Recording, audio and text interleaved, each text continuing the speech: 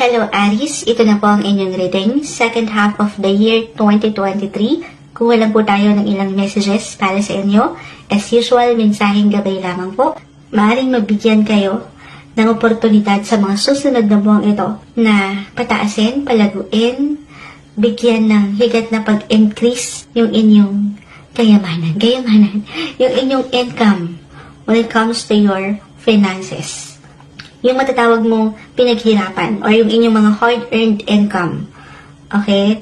Kung ang ilan sa inyo nitong mga nakalipas na buwan or taon sa inyong buhay, parang meron kayong isang napurnada or naiwanan ng katagalan na halimbawa, isang proyekto ito, isang negosyo na hindi nyo nasimulan before or nabigyan ng pag-aksyon, then this time, maaring mabigyan kayo ng opportunity na